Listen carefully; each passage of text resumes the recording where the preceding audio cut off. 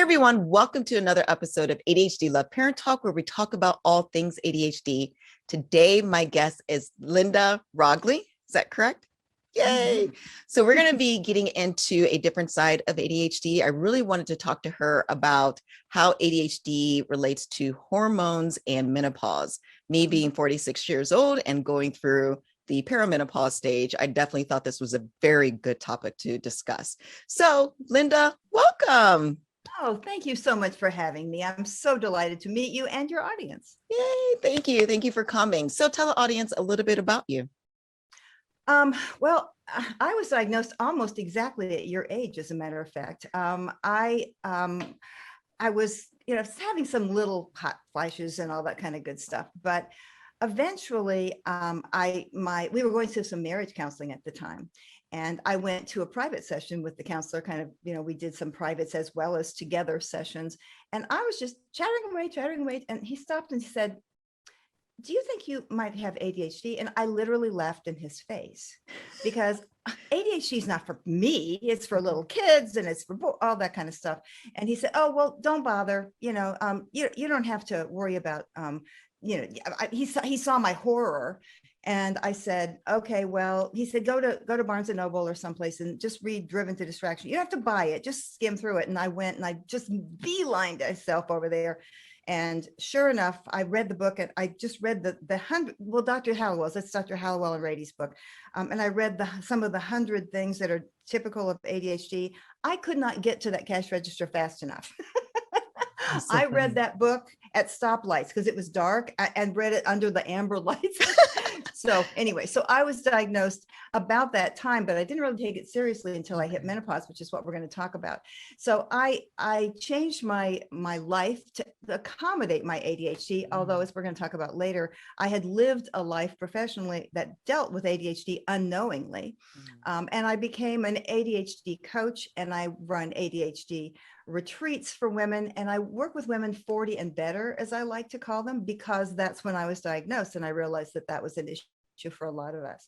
So I'm in Durham, North Carolina, and I created, in those days, you could just go to the web, and you could just go to the like name.com, and you choose any domain name. So I chose addiva.net. So nice. I created the AD Diva Network. So that's a little bit about me. That is so awesome. So it sounds like in the beginning, you were not happy or not agreeable to the ADHD diagnosis. So why is that? Tell us a little bit more. Yeah. I don't know that I wasn't happy about it. I mentioned it to my mother, and we both had been treated for depression for years. And my mother said, "Oh, you mean I have it too? And there's one more thing wrong with me." And I guess internally I felt that way a little bit too. But when I read the book, I had not been fired from a job. There were lots of things about ADHD that didn't fit for me. And I thought, so what if I have ADHD? I'm fine. I got the equivalent of the white picket fence, and I got 2 kids. Not that everything was perfect, but I thought, whatever. Then what would happen is I would read something about ADHD, and it would pique my interest. And I'd think, oh, maybe I do have ADHD. Gotcha. Finally, when I hit menopause, which the OBGYN put me on low dose birth control pills in my mid 40s because I was having increasing migraines, and they were hormonally related migraines. I found out later that's typical of perimenopausal symptoms, is that migraines get worse. And particularly hormonally related ones. So she put me on low dose birth control pills to kind of smooth those out, which it did beautifully, I have to say. So when I hit 50, she said, "Well, maybe you could go off your pills, and then we'll see where you are." Oh my, I hit bottom. I was like, I'm not getting out of bed. I don't want to do it. I was snappy, to say it politely. I was, and I said, "I think maybe," and she called me back, and she goes, "Oh yeah, yes, I think you probably are in menopause," but she didn't tell me to go back on the pills. So I suffered for 6 months, just kind of, I don't know. She goes, "Oh, I didn't mean for you to stay off of them." Well, when that happened, my ADHD symptoms went through the roof. Gotcha. I couldn't remember my own name. I remember I went to Macy's, and I was at the checkout. There was no one else around, thank goodness. And it was a woman who was a little older than I was. And she said, "Okay, well, let's get this form filled out. What's your address?" And I went, "I'm sorry, I can't remember anything anymore." And she reaches over and pats my hand. She goes, "Honey, it's all right. It'll get better." I wasn't very reassured. So I hightailed it back to the ADHD doctor and said, I need ADHD medicines now, because I tried them before and they actually put me to sleep, which I thought maybe I do have ADHD because it's working paradoxically. I don't know. But anyway, I wasn't on any treatment at all. Okay. And he said, oh, no. Oh, no, no, no, no. ADHD women's brains need estrogen. Go get some. Okay. And I'm like, couldn't you just give me a little bit to hide me over it? He said, no, I'm not going to do that. I'm a psychiatrist. So I didn't really take ADHD medication for several years. And I did go to the OBGYN. And of course, most OBGYNs do not know much about ADHD and the hormonal relationship. Right. And she did put me on a patch because I was menopausal, postmenopausal. Okay. So I did go on an estrogen patch, but that's when I finally realized this is real for me. Gotcha. Even though I wasn't treating it with medication, I realized ADHD is a force in my life. And I think like a lot of us, when we get diagnosed and then we begin to look backwards, it's like changing 1 0 in a computer program and everything is different back there because of one tiny thing. And yet it was massively important in my life. So when I look back when I was a little kid, it was there. When I was a teenager, it was there. When, college, all the things, never quite finishing, staying up all night before all the things that are typical of ADHD. So I finally came to grips with it. And as you know, the rest is history. I ended up working with ADHD folks. And I have to say that we are some of the most fascinating and wonderful people in the world. So there you go. I absolutely agree with that. 100%. So, what's really interesting is, to your point, when I finally realized, I actually connected to it as I was going through the journey with my children, right? It's like, lots of people do. Wow, wait a minute. I did those same things. Or now I realize why I was doing what I was doing or saying what I was saying. And so when I got the diagnosis, it wasn't too much of a surprise, but it was so validating for me. I know everybody goes through different, emotions, or, they may think differently about it. But for me, it was just like, aha, it's so validating that I was just going through so many different things as I was growing up and didn't understand why I was doing that. It was just like, it was such a relief for me. A relief, exactly. And I have to say that I'd been in therapy for years trying to fix this, right? And no one ever realized what it was. Not a single person in all that time, except for this marriage counselor, maybe because he has ADHD too. I don't know. I have no idea. And a lot of times we recognize it because, we have ADHD, we will recognize it in someone else. Although I have to tell you that when you have a hammer, sometimes everything looks like a nail. So you can't put ADHD into everyone out there. Exactly. But I remember thinking, okay, well, I was other directed and I was this and I was that. And, maybe I had personality, all this stuff. Yeah. And it kind of went like, it's just ADD. I don't have to feel like it's not my fault. And there's not something fundamentally wrong with me, which is how a lot of girls grow up with ADHD, especially undiagnosed.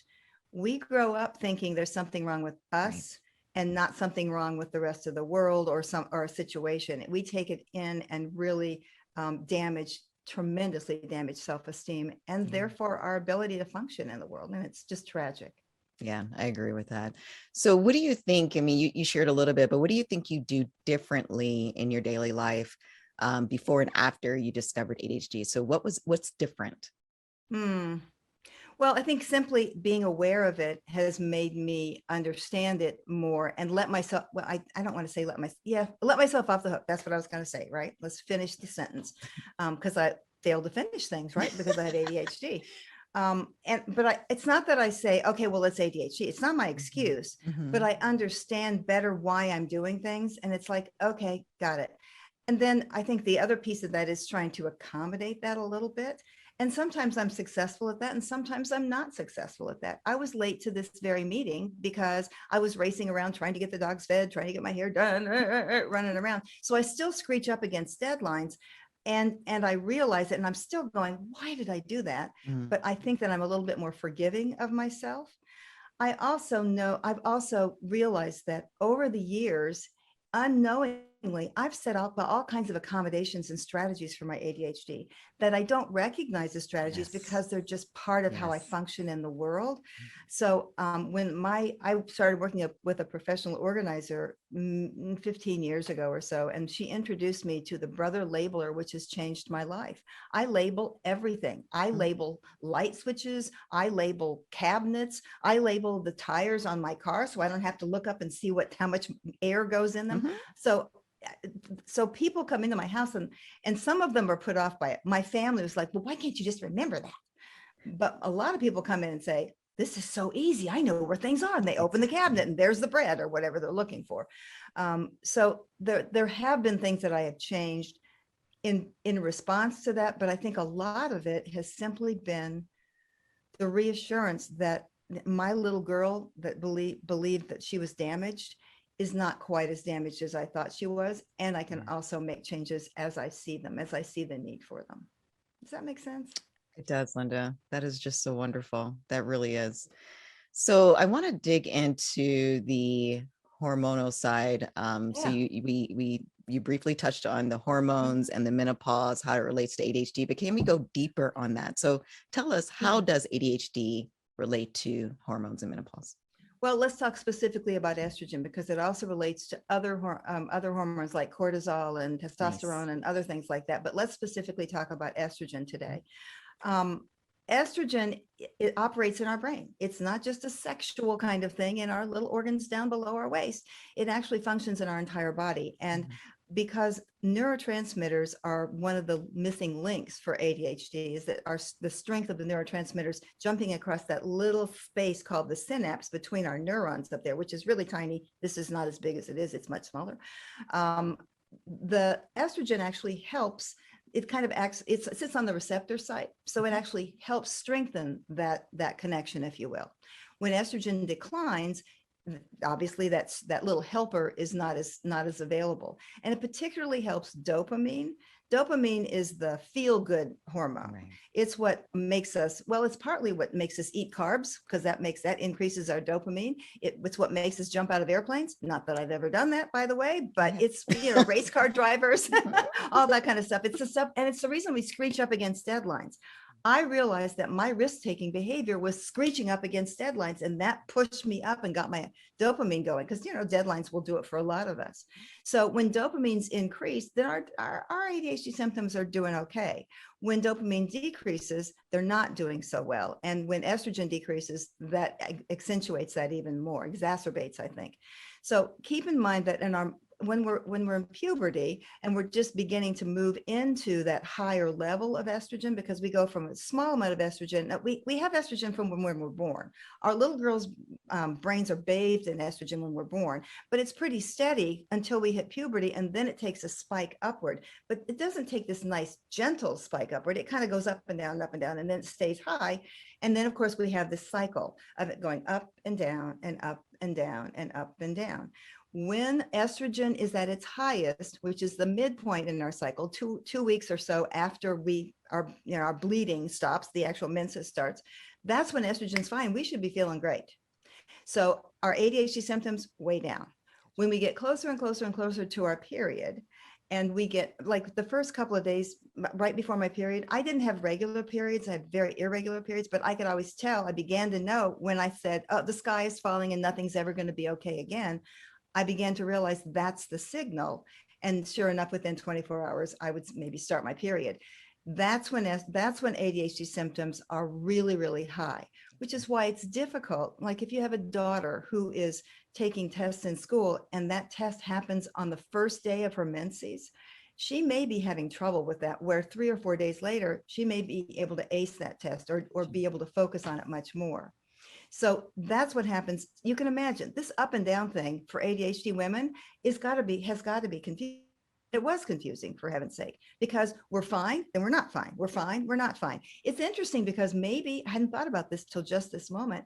If we get tested for ADHD when we're feeling fine, maybe they don't think we have ADHD. Yeah. And if it's a low end, they think, oh yes, definitely ADHD or something more horrible, right? But as we get older, and usually this happens when you're over 40, but some women go into perimenopause as early as 30, 35, because it can last for up to 10 years. And of course, the other thing is some women go into immediate menopause because they have a hysterectomy, because they have health issues. So when that estrogen declines for them precipitously, but for us more gradually, then our ADHD symptoms are like as I said, I couldn't remember my name. I couldn't rub two words together and make a sentence. Yeah. For most women who go through menopause more naturally instead of surgically, estrogen makes really wide much more swings, is what I tried to say, much more so than in puberty. So, we may have a real high, so your estrogen may be really high and you may feel great. And it's like, oh, nothing's wrong, I'm fine. And then it may take a dip way down, and then it may go up part of the way and up and down. So I call it the estrogen fan dance. Like it peaks out and then it displays itself, and then it peaks out and then it displays itself again. And as it does that, we feel like we're at the end of a whip. Our moods change, estrogen, our ADHD symptoms change, even just menopause. I was irritable. I fired my dentist on the phone because I was so irritable. It's like, fine, just blah, blah, blah, blah, blah. And I didn't say a lot of horrible things, but she goes, well, you don't have to cuss at me. I'm going to have a dentist call you. I'm like, I don't care. Just leave me alone. It was just horrible. I was really terrible.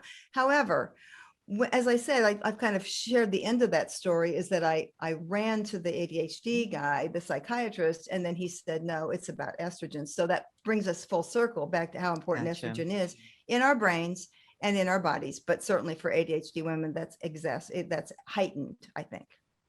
So is that a common belief that, or is that the issue, is that it's really about estrogen? So, because you had mentioned that you wanted the ADHD medication, they're like, no, you need to go on, you need to find something that will support the estrogen. Right, so right.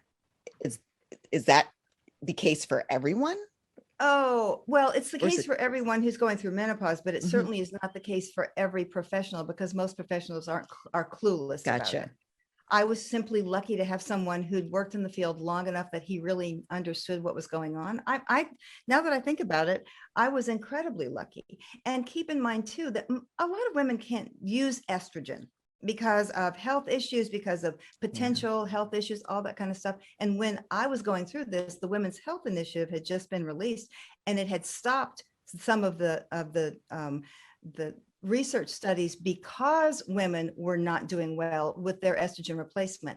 But keep in mind too, that what they were using was what I now consider kind of an old-fashioned hormone replacement therapy, which was a combination of artificially created estrogen combined with progesterone. And what I was prescribed, and what oh my goodness, I'm just going to forget her name. Patty Quinn, sorry. It's an ADD thing. Says is that ADHD women don't need progesterone. We really need straight estrogen. Okay. And so I did that for a long time, and at very low doses. As a matter of fact, what I was surprised to hear, and what maybe your audience needs to know, is that when I was on those low dose birth control pills, that was a higher dose of estrogen than any kind of hormone therapy that they would give me postmenopausal. I didn't know that. So it's just a teeny tiny little bit, but it took a year for my psychiatrist / OBGYN, because she had combination degrees in both, and yet she had two specialties, and yet she knew nothing about ADHD and estrogen, even though that was different than my regular psychiatrist. It was a different one, because my psychiatrist retired. But she didn't even know about it. But she said, I really think you need to do this just because of the menopausal symptoms. I was having 60 or 70 hot flashes a day. It was miserable. She said, this is a quality of life issue. And I said, but I'm not going to get cancer. I'm not, no. So it took her a year to convince me. And when I went on the estrogen patch, which is a tiny little thing that you wear just above, just below your panty line, in 2 days, I was back to myself again. I had a memory. I could talk. It was like someone switched on the light. It's kind of like when I took antidepressants and I felt like myself again. So I'm not suggesting this is true for everyone. There are other things people can do, but it's going to be a little bit more difficult. And it used to be when I was going through menopause, people were suggesting soy and all kinds of other things. And now that's not as popular. You know, Gotcha. we learn more and then we change our recommendations, at least physicians do. So there are other things that you can do. And like, for instance, my best friend had breast cancer. She couldn't take estrogen and was having hot flashes and everything. And what she did was just, get lots of fans. I mean, let's face it here in terms of the hormonal symptoms. And when you're dealing with your ADHD symptoms, you simply have to strengthen those strategies because your strategies may change as you get older. You're not dealing with the same things. I didn't have 3-year-olds when I was in my 40s. I had, 18-year-olds. So everything changes. And I think that we adapt to that and do our best. And sometimes I'm sorry to say that's really frustrating to say because it doesn't always work. Yeah. Why doesn't it work better? Right. So let me ask you, see, now I lost my train of thought. What was I going to ask you? I'm sorry, I threw you off. I apologize. No, you're fine. So you said we're going to take a breath. ADHD. Oh, if I come back to it. Thank you for doing that. Thank you for taking that break, because what it does is give everyone else permission to take that break. Oh, I think that a lot of us will try to fill the silence with, and then that it's in there somewhere, but you just can't bring it forward. So thank you for modeling that. Oh yeah, no worries at all. Okay, so one of the things that I find, especially when we talk about menopause, is that people do not want to talk about menopause. Mm-hmm. So why is it important for us to discuss this in general, but then also for those who have ADHD? Why should we talk about this as women? Well, I think I've given some compelling reasons why for ADHD it's important, but I want to back up to when I was going through menopause, because I had teenagers at the time, and I said something about it to my youngest son, and he said to me, "Mom, you're going to do that old thing?" And I'm like, "Oh, thank you so much. That's why we don't want to talk about it."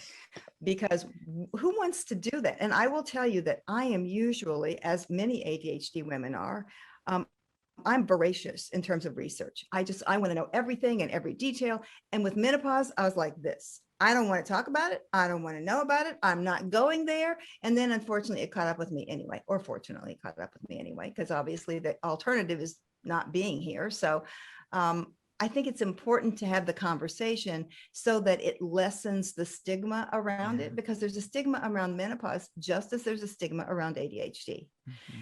And not only that, especially for ADHD women, well, for all women, to know what's coming is important so that we can kind of pick up those little signals. As I said, I would have these little flushes or so that were happening in my mid 40s.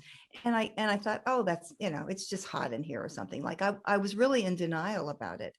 I belong to the North American Menopause Society, and there's study after study after study that shows that, body temperature regulation issues seem to be rampant for almost all menopausal women, premenopausal and postmenopausal. Mm-hmm. They do not talk much about ADHD, but they do talk about cognition. Yeah. And most studies show that there is some significant cognitive change as we go through this change, but most of the studies say we bounce back afterwards. I'm not sure that I completely believe that.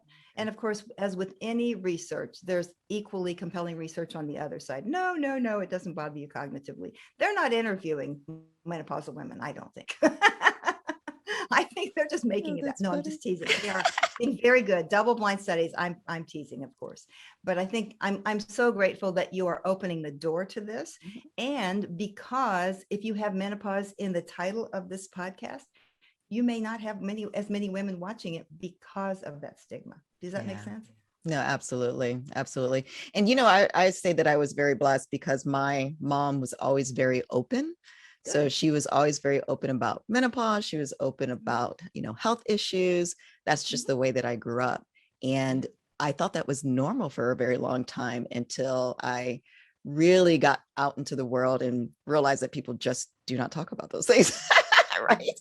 That we really, especially, whether it's community or religion or culture. I mean, a lot of people hold that in. And so for me, I wanted to make sure that I was one of those that are speaking out about different health concerns. So yeah. Well, I mean, there's a pretty famous book called The Red Tent, which is where women were sent while they were having their menstrual periods. And this is old, but even then it was considered dirty, and it was considered, oh no, we don't want to talk about that. And a lot of time, until recently, women didn't go through menopause. They died before they got to menopause, to the last few thousand years. I mean, it's been there. But I just read an interesting article about why we women survive our fertility, because most animals in the animal kingdom do not.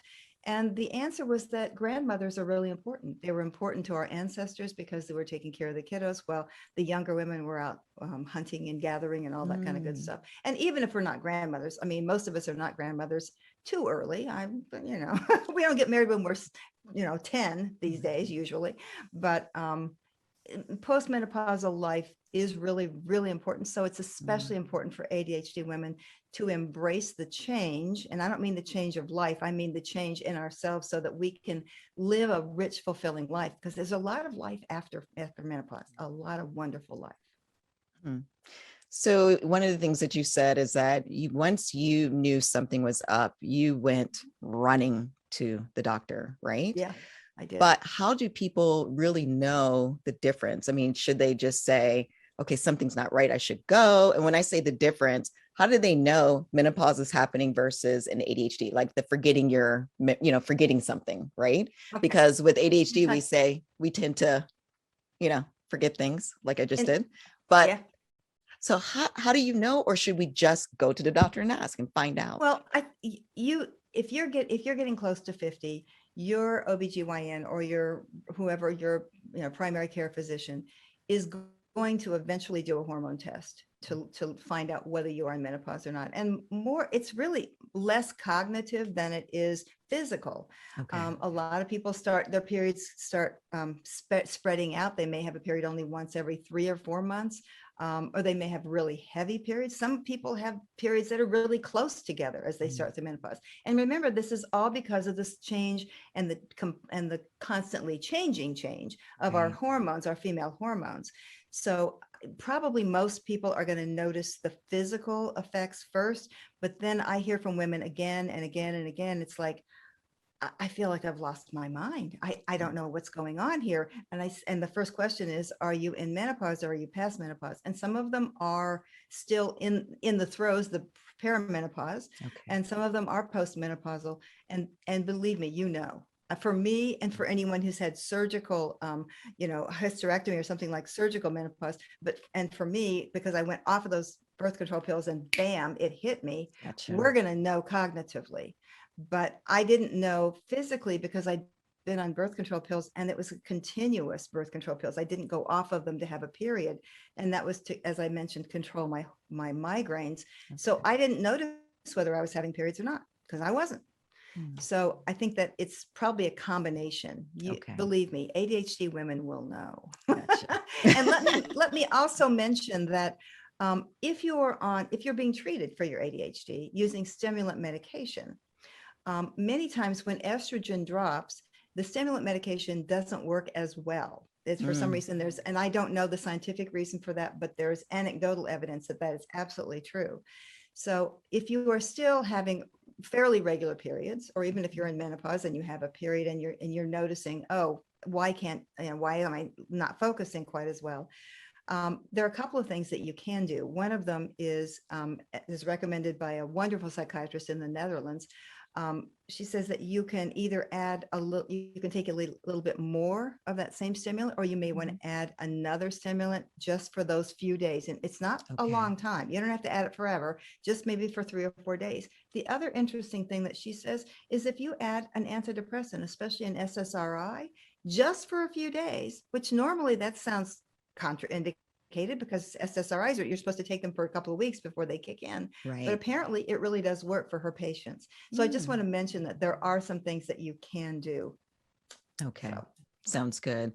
So is there anything else that we should know, or the women should know about menopause or ADHD or the combination, anything that we might have missed?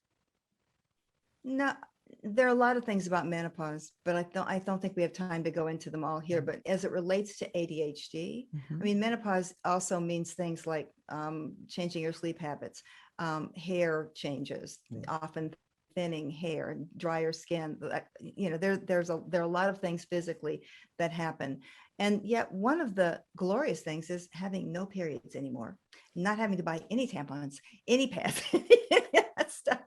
So there's a glory in that. There's a reward, a carrot at the end of it for going through all this misery and knowing. I think that after when women reach 50, they begin to feel more secure in themselves and worry far less about what other people think, and more about living their lives in their own way and with their authentic selves. So I think that has nothing to do with ADHD, except that it connects to, if we've not been diagnosed until later in life, that is an incredible that change for us, and reassuring that we actually that are valued in this world. So I think that's important. Love it. So just to close things up, I wanted you to just talk a little bit more about your AD Diva network, and then Oh yeah, also ADD. the women's ADHD Women's Palooza. Can you just give us a little bit more what they can find, etc.? Sure, sure. I'd love to. Thank you for asking. I created the AD Diva Network because in those days, which has been almost, 18 years ago, I was so hungry to talk to other ADHD women. And it seemed like there were any opportunities to do that except at conferences. And then the opportunities were so short that I was hungry for it. So Mm. I did it selfishly because I wanted to be with other ADHD women. And I knew that other ADHD women needed the support as well. So I created adddiva.net because adddiva.com was not available as a domain name. And That's so still true. isn't, I might say. So suddenly it became the AD Diva Network. And now we have gone from, I remember in the days where I had like 120 people on my email list. And if someone dropped out, I was like, oh no, they've left me. They don't like me anymore. Now I'm happy to say, and I'm not saying this to brag, but we have thousands and thousands of women and parents who are involved in the AD Diva Network. I have a coaching spa, which is a group coaching program. I have an amazing organizing program because I did a survey of women 40 and better, again, as I like to call them, and you can find on my website. It's a very long survey. And the one thing that I found out was that one of the most important things that were troublesome for ADHD women, no matter what their age, was organization and being disorganized and clutter and that kind of stuff. So I created an organized program called Get Organized, which has been going on for, it started right at the beginning of the pandemic, which was good timing because everybody went home to their clutter. And then I actually also do ADHD. I do AD Diva retreats for Oh, ADHD nice. women, and you can find information about that at adddivaretreats.com. The ADHD Women's Palooza was born out of my desire when I created the AD Diva Network. One of my visions was to host an all women's ADHD conference. Okay. And as conference attendance began to drop and drop and drop, there was a huge risk, financial risk, in setting that up and not having anyone show up and people traveling and all that.